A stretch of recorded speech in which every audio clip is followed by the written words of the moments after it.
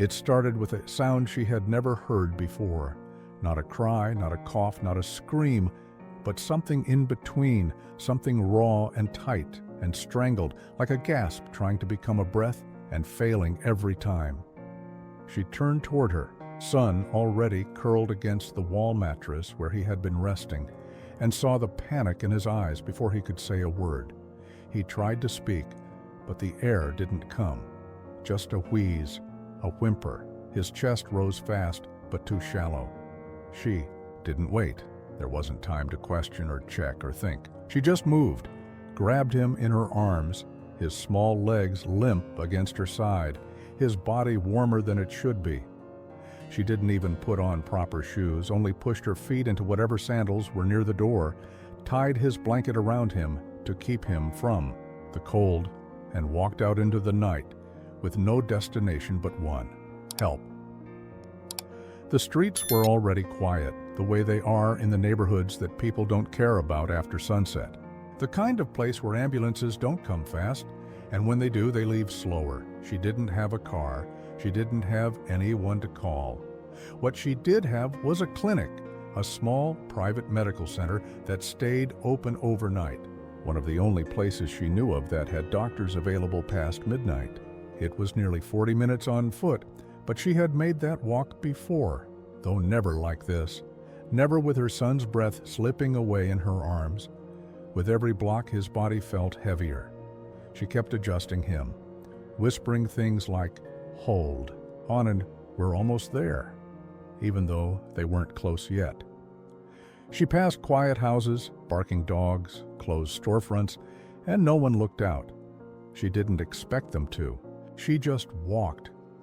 When she saw the fluorescent light of the clinic's sign in the distance, she started moving faster, almost running, even though the skin of her feet was already peeling against the sandals.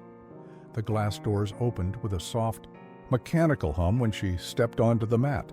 Inside, the air smelled of antiseptic and paperwork. There was no one in the waiting room but one receptionist behind a curved counter.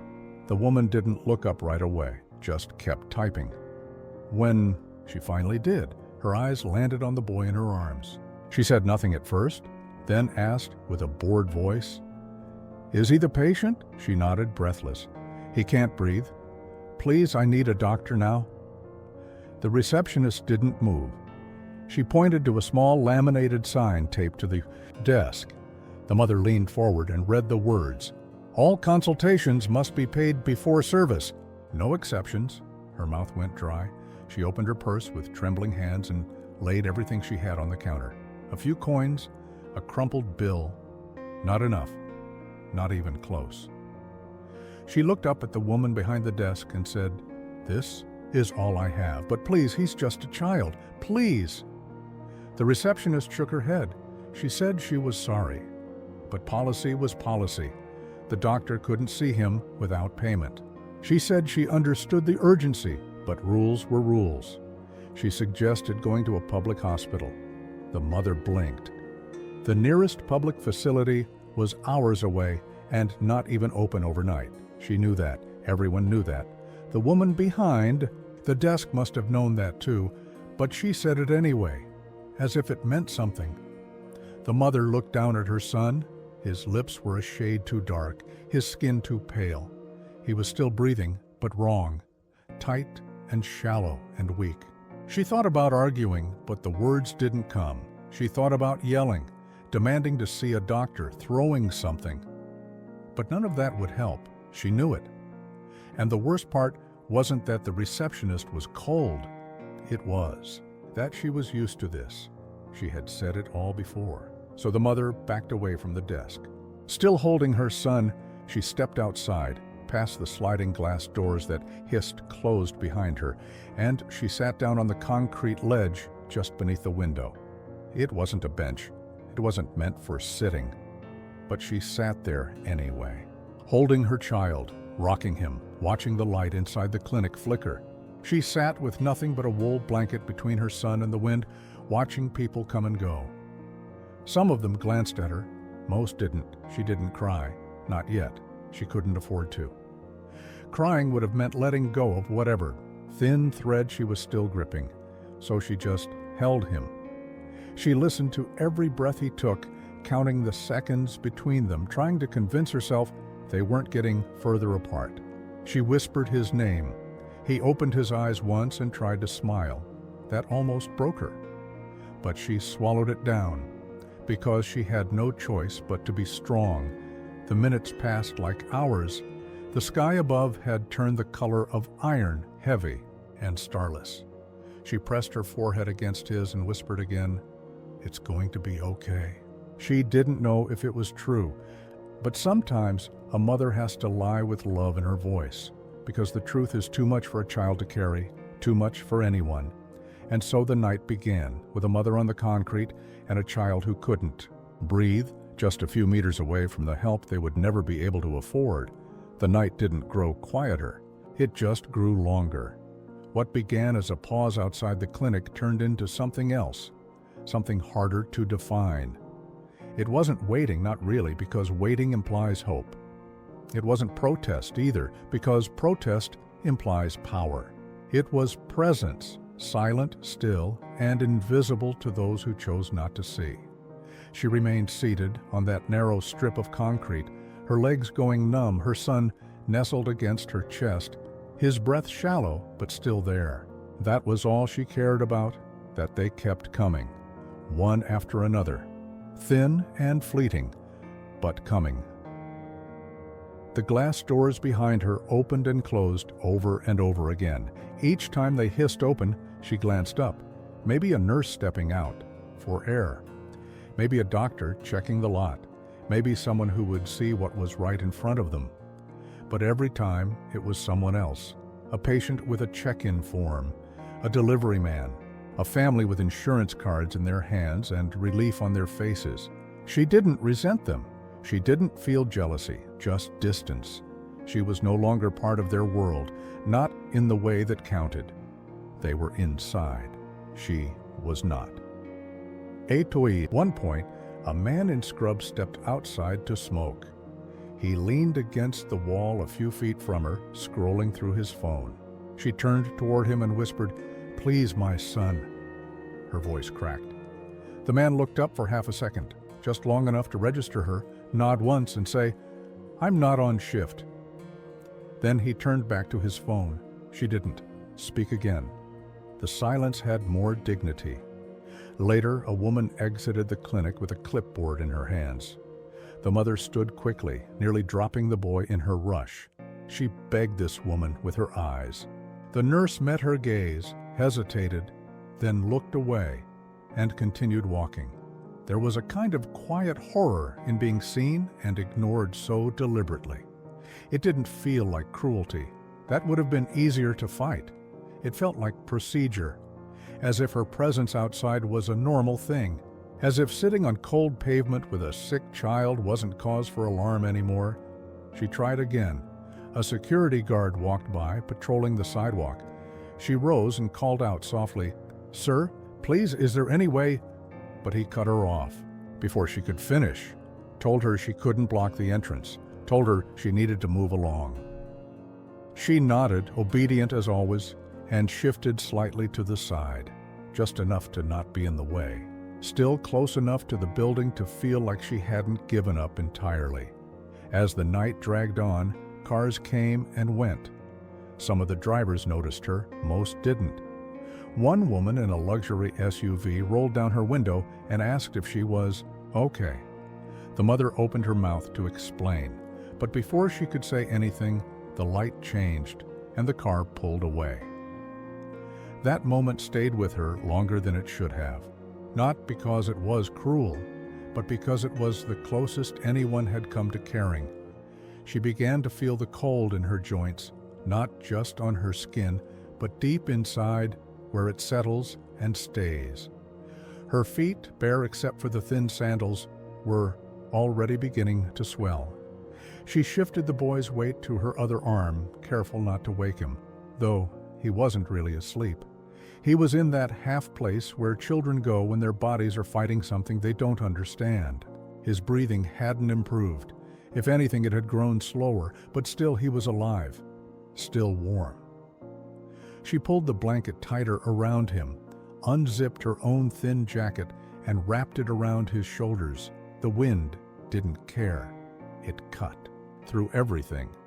And the lights inside the clinic, always just behind her, glowed with an artificial calm. Behind those windows were hallways with heated floors and clean sheets and machines that could monitor every heartbeat. But all of it stayed behind the glass. She was just outside. A line of invisible rules kept her there, and yet she never once stood up to leave. Because where would she go? Home wasn't safe. Home was where the air had started to fail him. And she knew deep down that even if no one would treat her son tonight, this was the closest she could get to help. If something went wrong, if he stopped breathing completely, maybe then someone would notice. Maybe they'd come running. Maybe urgency would override policy. She couldn't risk being anywhere else. She shifted her weight again. Her back ached from the wall. Her arm was numb from the pressure of his head. But she didn't move. The world kept spinning, slow and indifferent. Above her, the sky had no stars. The moon was somewhere out of view. The clinic's lights never flickered. Inside, the machines beeped steadily for other people's children. Outside, a mother held her boy and waited for nothing. She didn't cry. Not yet. But the silence around her had begun to feel like a wall, and the glass doors behind her, sliding open and shut with effortless ease, had never felt heavier. Time no longer moved the way it should. It pulsed and slowed and thickened, like molasses over skin. She couldn't tell how many hours had passed. The streetlights above her had dimmed slightly, as if even they were growing tired. The world had entered that strange hour just before dawn, when the air feels too still and reality feels like a memory. Her son was still breathing, but only just. His chest rose and fell with a rhythm that didn't feel safe. He wasn't sleeping, not really. His eyes would open now and then, unfocused, then close again without strength. She watched him constantly, as if looking away for even 1 second might tip the balance between life and loss. She started whispering to him, not full sentences, not things meant to be understood, just soft threads of sound. A lullaby she didn't remember learning. His name, little things he used to say when he was still healthy. She told him stories he already knew, in case the sound of her voice could keep him tethered. He didn't answer. His face had grown pale under the streetlight, the color of damp linen. She pressed her fingers to his forehead, still warm, still sweating. The fever was not going down. She had no medicine left, nothing but the thin cloth of his blanket and the heat of her own body. She pulled him tighter against her chest, skin to skin beneath the fabric, trying to transfer whatever strength she had left. She hadn't eaten since the morning. Her stomach had stopped sending signals, as if her body knew it didn't have permission to complain. Her legs were numb from sitting so long. She tried to adjust her position, slowly, so she wouldn't jostle him. Her arms shook from the strain. It was getting harder to hold him, but she would not put him down, not even for a second. There was dirt on her clothes, sweat down her back, blood at the back of her heels where the sandals had rubbed them raw during the long walk. None of it mattered, only the rise and fall of his chest, only the sound of his breath. At some point, a group of young people exited the clinic laughing, the kind of laughter that belongs to people who have never once wondered what it means to be invisible. One of them pointed toward her and said something she didn't hear clearly. Another laughed harder. Someone muttered the word, "crazy." She didn't flinch. She didn't even look at them. Let them laugh. Let them go back to their lives with smooth hands and light hearts. She had other things to carry. The night deepened. The air was thick and damp. Somewhere far away she could hear the sound of glass breaking, maybe a fight, maybe nothing. The city was breathing around her, but none of it reached her. Her world had shrunk to the small shape of the boy in her arms and the faint whisper of hope that someone might still come. Not because she believed it, but because she had nothing else. She tried to pray, but no words came. Not because she didn't believe, but because the silence inside her had grown too loud. She stared up at the sky, searching for stars, and found only a blanket of gray. The sky looked like the floor of an empty church, wide and hollow, and waiting for someone else to speak.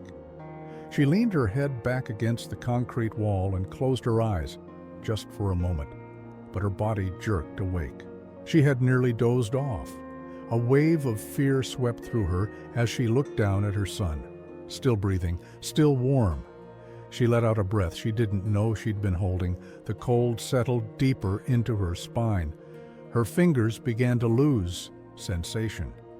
She flexed them slowly, keeping the blood moving. She leaned forward and kissed the boy's forehead, her lips dry against his damp skin. He opened his eyes just slightly. Didn't speak, just looked at her, blinking once, then closed them again. That look broke something in her.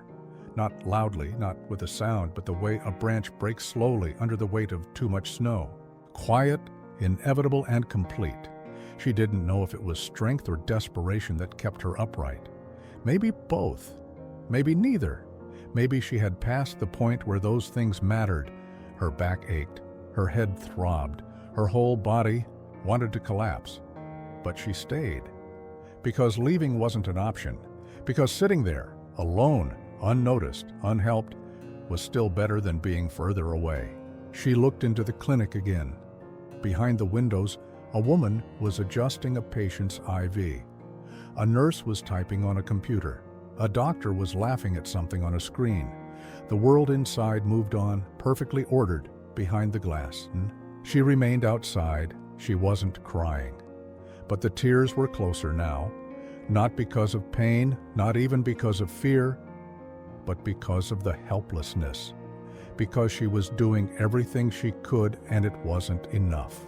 Because she loved her son with everything in her, and love couldn't open doors, couldn't write checks, couldn't force someone to care. And yet she kept loving him harder with every breath he took, willing her body to keep him alive for just a little longer. The wind shifted. A colder gust swept through the street. Her body tensed. She wrapped him tighter. She whispered again, "I've got you." Not because it was true, but because it was all she had left, and the night went on. By the time the horizon began to pale, not with sunrise but with the thin gray of approaching dawn, her body had already begun to fail her. She didn't notice it all at once. It came in pieces. A dull ache in her hips from sitting so long, the stiffness in her knees when she tried to shift, the pins and needles crawling through her fingers that refused to go away no matter how much she rubbed them. But most of all, it was her arms, the ones that had held him all night. They had begun to tremble, then shake, then finally go still. Not from peace, but from fatigue so deep it felt like her bones had turned to ash. She had stopped checking the time. Her phone had long since gone black. The clinic didn't have a clock on the outside, and maybe that was for the best. She didn't want to know how many hours had passed since she first arrived, since she'd walked into the warmth of the lobby and been told that love was not enough. The waiting wasn't measured in minutes anymore. It was measured in heartbeats, in shivers, in the weight of a child who was breathing less and less like a boy and more like a body losing its rhythm. Her son hadn't spoken in hours. His lips had grown dry, cracking at the corners. His eyes stayed closed. She pressed her ear to his chest more than once, just to hear the sound. Faint, but there. She rocked him slowly, though the motion did more for her than for him. She whispered, again and again, that he would be okay, even though she no longer believed it. She whispered it because it was the only thing she could say. She had said it so many times that the words no longer felt like hers. When the first bird called out into the gray light, she startled. Her nerves were on edge. She looked up, dazed. The sky had shifted color without her noticing. A faint pale blue had replaced the black. Morning was coming, and with it came something else, a quiet kind of panic, because it meant the world was waking up again. The streets would fill with people. The staff inside would change shifts. The doors would open and close faster now, and her son was still not inside. She felt her breath start to shake, not from cold, not from fear, from something deeper, from a truth she had tried to ignore all night. He was getting worse. Not quickly, not dramatically, but steadily, and she was not getting stronger. Her body had reached its edge. Her vision blurred when she stood for too long. Her limbs didn't obey the way they used to. She was starting to fade. The worst part was the thought she hadn't dared to think until that moment, that maybe she should have forced her way in, screamed, thrown things, demanded to be seen. But it was too late now. Her voice had grown small. Her hands had lost their grip. She didn't even have the strength to stand up without leaning on the wall. She looked down at him and felt something inside her crack wide open. His eyes were open, barely, glassy, unfocused. She spoke his name, and he didn't respond. She shook him gently. No reaction. A full second passed before he blinked again. Her breath caught. She pressed her palm to his chest, feeling the weak thump beneath his ribs. Still alive. But it felt like a thread about to snap. The air outside had grown lighter, but nothing else had. Her body wanted to collapse. Her back slid slightly down. The wall. She fought to stay upright, but her strength was no longer hers to command. Her head fell forward. Her chin pressed against the crown of his head. For a terrifying moment, she let her eyes close, and in that moment she broke. She didn't cry the way people do in movies. There was no sobbing, no outburst, just tears that came without sound, rolling down her cheeks in quiet, endless lines. She let them fall. She didn't wipe them away. Her mouth opened once, not to speak, but to gasp, not for breath, but for something she couldn't name. Her arms still held him, but not tightly anymore. She was unraveling, quietly, completely.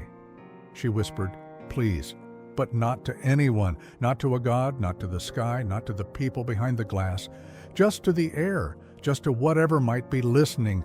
"Please, not him. Please, not like this. Please, someone, anyone." No one came. Woman in scrubs passed by on the other side of the glass, sipping coffee. A janitor mopped the lobby floor, preparing for the morning shift. A delivery van parked out front. The city began to stir. The world was coming back to life, but not hers. Hers was still sitting on a ledge outside a place that saved lives, waiting to be noticed. Her legs had gone completely numb. She couldn't have stood up if she wanted to. Her vision swam. Her breath shook. But she would not let him go. Not now. Not ever. And still the doors remained closed. She didn't remember falling asleep. Or if it could even be called that. It wasn't rest. It was more like the body collapsing into itself, shutting down pieces one by one to conserve whatever it could. Her chin was pressed against the top of her son's head. Her arms still encircled him, but loosely now, limp from hours without movement. One eye opened briefly to the pale light of early morning, and for a moment she didn't know where she was. Not in the way a person forgets their surroundings, but in the way someone wakes from a place too deep to fully come back from. Her body was screaming in silence. Her back burned. Her arms had no feeling. Her legs wouldn't move when she told them to. But even through all that, her first instinct was to check him. Her hands trembled as she adjusted the blanket that had slipped slightly during the night. His face was cold, still. But there was breath, slow, faint, but real. That was all she needed to keep going. Just one more breath. She tried to shift, to lift him more securely into her arms again, but her body betrayed her. Her strength was gone. She was half sitting, half slumped now, her body having given everything it had to keep his warm through the night. She whispered his name, soft and cracked. His eyelids twitched, but he didn't wake. She whispered again, quieter, as if her own voice might be the thing that breaks him. And then something changed. Not the boy, not her, but the sound of a door, not the sliding glass of the clinic's front entrance, but a side door further down the building. It opened with a hollow metallic clunk, and out stepped a man in a green uniform. He was older, hunched slightly, with a mop bucket dragging behind him. A janitor. He moved slowly, like someone who'd done the same thing every morning for 20 years. He didn't look toward her right away. He began wiping the sidewalk, humming something under his breath. It was only when he reached the part of the concrete where she sat, broken, slumped, legs stretched out, a child limp in her arms, that he stopped. For a second, he just looked, not with pity, not with shock, just with recognition, like someone who had known suffering before. His mop slid from his hand. He stepped closer. She didn't speak, couldn't. She just met his eyes. Her mouth opened, but no sound came out. She didn't need to say anything. He saw everything. The cold, the child, the whole night still clinging to her skin. He didn't hesitate. He turned around and went back inside, fast, not the way a man his age usually moved. She watched him disappear into the building, and for the first time in all those hours, she allowed herself to hope. He was gone for what felt like forever. She almost thought he might not come back. But then the glass doors finally opened again, not from a paying patient, not from someone arriving in comfort, but from that same side entrance. This time, the janitor wasn't alone. A nurse followed him, the same one who had passed her the night before without stopping. But now she looked different, less hurried, less closed off. Her eyes widened the moment she saw the boy in the mother's lap. She didn't ask questions. She didn't ask about payment. She didn't ask for identification or permission. She knelt down on the sidewalk, touched the boy's cheek, and called out for help in a voice loud enough to reach the inside. Within seconds, more people came, a stretcher, 2 more nurses. The automatic doors opened fully. For the first time since she arrived, she was no longer outside. Someone lifted the child from her arms, gently, carefully, with the reverence of someone handling something sacred. She reached for him instinctively, but her body wouldn't move. Her arms dropped. She felt empty. The kind of empty that only comes after pouring everything you are into someone else. A doctor appeared. Questions were asked. Vitals taken. The boy was wheeled in fast, and she tried to stand, but her knees gave out. The janitor caught her elbow before she could fall. He didn't speak, just held her there, steady, like a wall that wouldn't move no matter what the wind did. For the first time, someone inside told her to come in. A nurse gestured from the hallway, urging her to follow, but she couldn't. Not yet. Her legs still weren't working. Her body had not caught up with the fact that the night was over. She stayed where she was, watching through the window as her son disappeared into a corridor of light and care she had been locked out of for so long. The janitor stayed beside her. He didn't let go. And in that moment she realized something. It hadn't been the receptionist, not the doctors, not the system. It had been the one man who cleaned the floor every morning, the man no one noticed, the man who, like her, lived on the other side of the glass. Eventually, someone brought her water. Someone offered a blanket. The shift was changing. Daylight was rising, but she didn't move. She sat in silence, watching the doors that had finally opened. She didn't cry. Not anymore. There was nothing left to let out, only breath, and for the first time in what felt like forever, it came without struggle.